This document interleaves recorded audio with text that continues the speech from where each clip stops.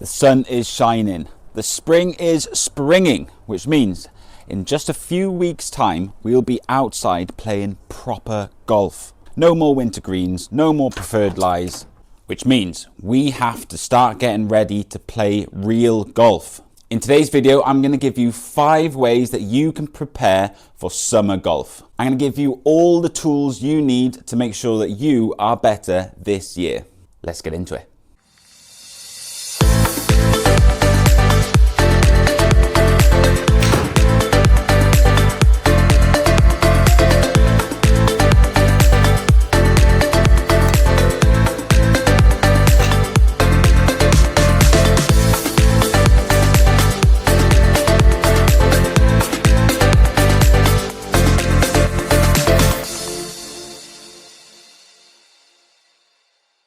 Now, I'm not talking swing tips here.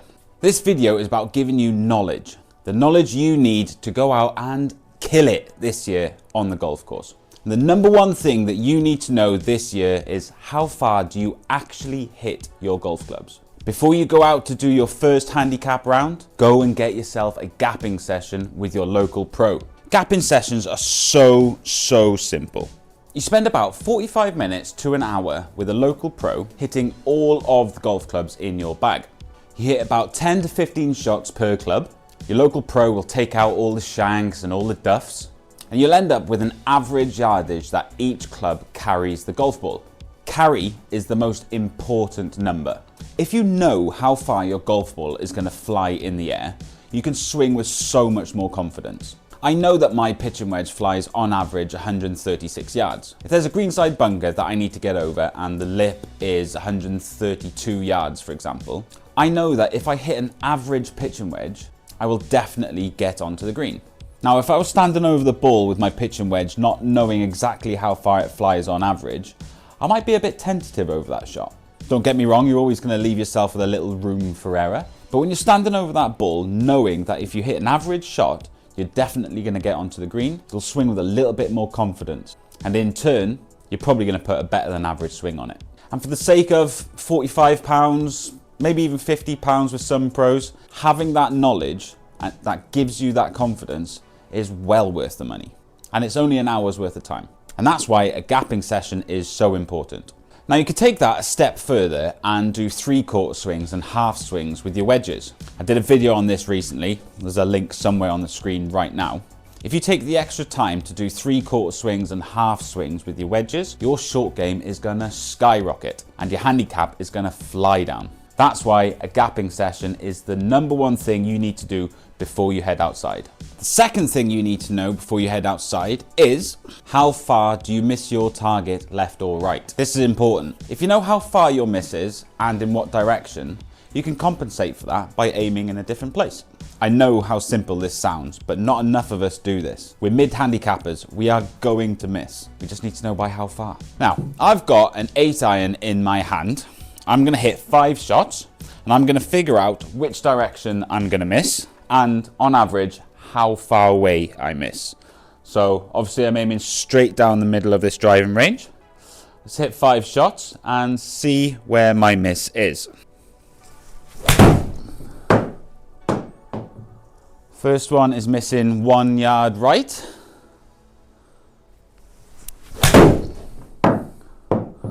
Second one is missing 6.5 yards right.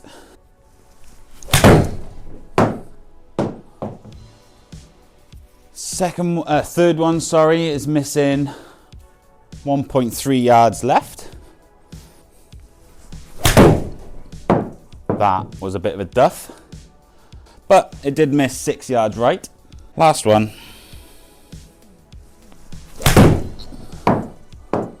Bit of a weird swing, I won't lie, but it's missing 2.5 yards right.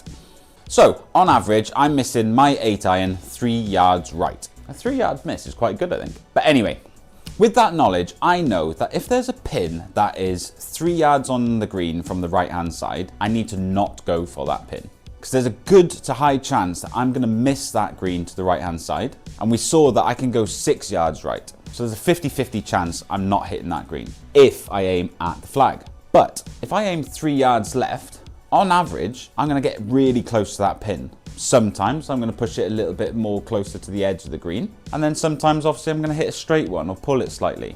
But I increase my chances of hitting that green and hitting it closer to the flag. Now, if you've booked a gapping session with your local pro, they will be able to give you this information at the same time.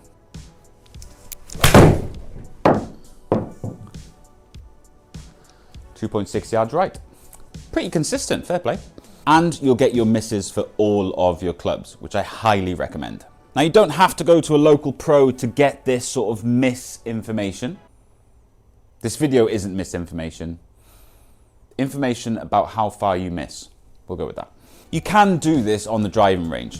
I know I've got a launch model set up here, but I can see that I'm missing my target right. And you'd be able to see that you're missing your target right at the driving range. And you'll be able to see sort of how far you're missing by and sort of relate that when you're on the golf course. Even if you make a little note in your phone during your next driving range session, my 8-iron missed right 4 times and left once, my driver missed right 5 times out of 5 times. Even knowing if you miss it left or right on average will give you enough information to take out onto the golf course and have better aim points and hit more targets. The third thing you need is another simple one.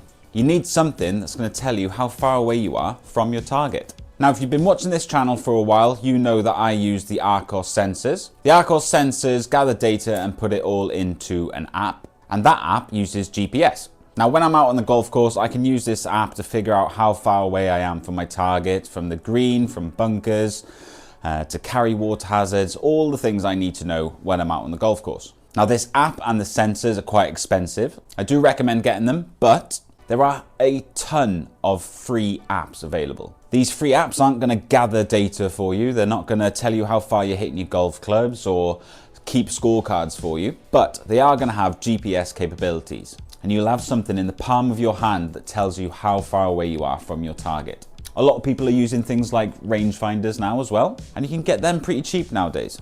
There is no reason why anyone stepping out onto the golf course can't know exactly how far away they are from their target. So if you haven't done so already, download a free GPS app or buy yourself a rangefinder. Suddenly we're starting to plot our way around a golf course pretty easily now.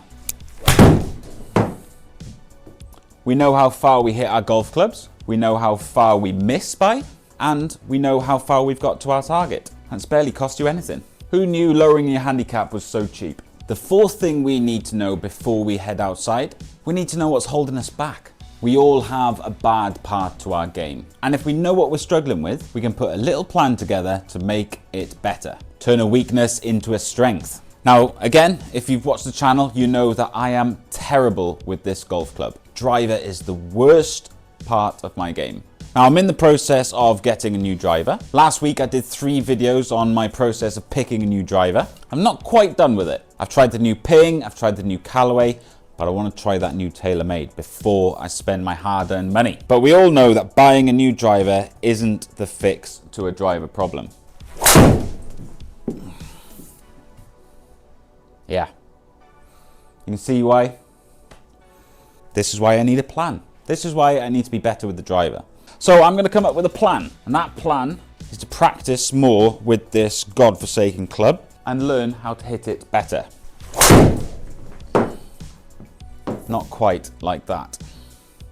At least I hit the driving range. So I might go and get a lesson to figure out how to hit the driver better.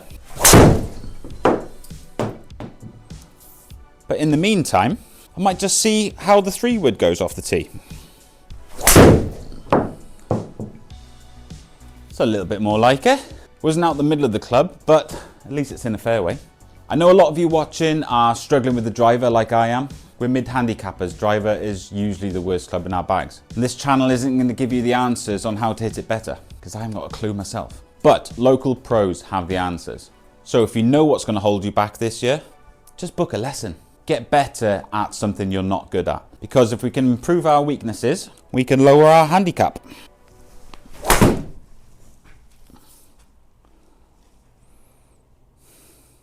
Maybe I need a lesson with the 3-wood as well. Which leads me on to point number 5. We've identified a weakness in our game and we've put a plan to make it better. But we need a reason to improve. So we need to set a goal. If you set a goal at the start of the year, you give yourself something to work towards, a reason to go out and play. Because not every single round is going to be sunshine and roses. We need a reason to carry on going. We need a reason to go to the driving range, and we need a reason to go out and practice. By all means, that reason to go out should be fun. But if you want to get better at golf, you need to put the work in. And if you haven't got something to work towards, then practicing is kind of pointless. It sounds a little bit harsh and a little bit black and white, but it's true. When you've got something to work towards, your practice is so much better. And I tell you what, that first pint you have in the clubhouse after you've hit your goal is going to be the best pint you've ever had. So set a goal. Maybe it's something you've been working towards in the past. Maybe you want to break 80 for the first time, or 90, or 100, but set a goal. Put some work in, and by the end of the year, it will all be worth it. So there you have it. There's 5 simple things that you can do to make sure you're better at golf this year. I hope you're looking forward to the outdoor season. It's starting very soon. If you've enjoyed the video, please make sure to like and subscribe to the channel. Most of my viewers are mid-handicappers like myself, so if you've got any tips for us, write a little comment below. But for now, thanks for watching, and I'll see you in the next video.